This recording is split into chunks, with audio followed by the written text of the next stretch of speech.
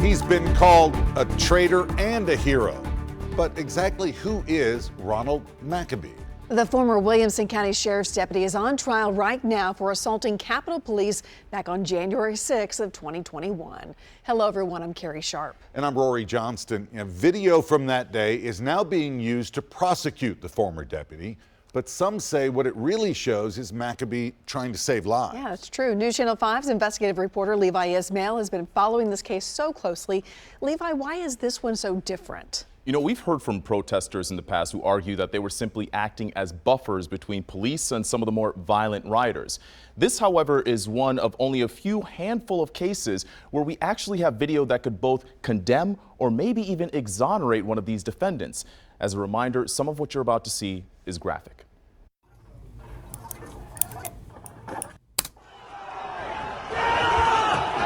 What you're watching isn't to make the argument one way or another. Instead, we're showing you as many angles of what happened that almost 3 years later has people divided on if Ronald McAbee is a traitor or a hero.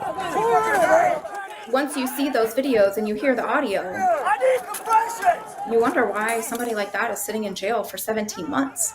That's Sarah McAbee on the conservative talk show Cowboy Logic. Unbelievable. Yeah. A self-described J6 political prisoner wife who has since raised more than $75,000 for January 6 defendants because, as she says, she's fighting for the husband she knows and you've only read about. They've just painted him this monster, and that's just not who I know. Her husband has already pleaded guilty to a felony charge of assaulting a Capitol Police officer, but as for his other 5 charges, including assault and disorderly conduct, McAbee is hoping a jury will see things from his perspective. Every single angle of these videos that they are using against me will exonerate me. I'm not freaking hurting anybody! We've taken each of the videos offered by the courts and pieced them together, audio included, some of which the jury may not even hear in court, but that's McAbee over there picking up a baton after watching others force officers to the ground and beat them with whatever they could find. We don't know what McAbee planned on doing with the baton, but seconds later, he sees a Capitol officer dragged into the crowd and assaulted. Then we see what appears to be McAbee doing the same, dragging another officer, but he says he was only trying to help one of their own. Capitol Police saw what looked like a hostile act from another rider and shoved McAbee. McAbee shoved back.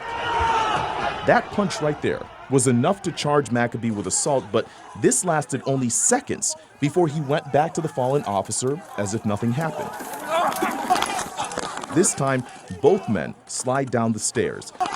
McAbee, a now former Williamson County Sheriff's deputy, appears to shield the officer as protesters move in. McAbee stayed above the man for several seconds before the officer makes it back to his feet. Next time we see McAbee, he's carrying an unconscious Roseanne Boylan to the Capitol entrance and attempts CPR. Capitol Police eventually take the woman inside, who we now know didn't survive.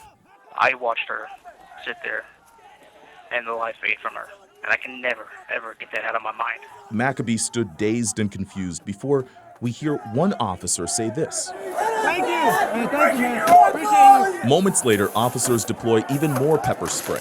Don't spray me, man!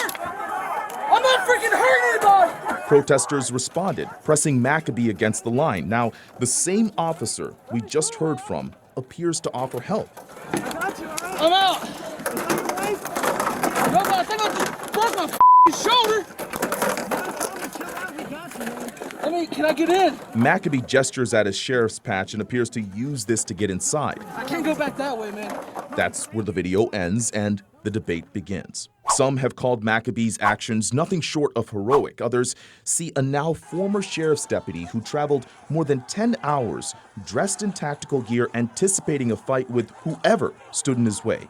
He may go by many names, but now a jury will decide if one of those is guilty. Officials with the prosecutor's office say we could see a verdict by the end of the week, but jury trial actually took up much of this early week. We saw that they had a number of people within the jury pool, and so they had to take much time to try and figure that out. So it's still not clear if they're on track. As for McAbee's plea deal, he's scheduled to be sentenced on those charges for next February. With News Channel 5 Investigates, I'm Levi Ismail.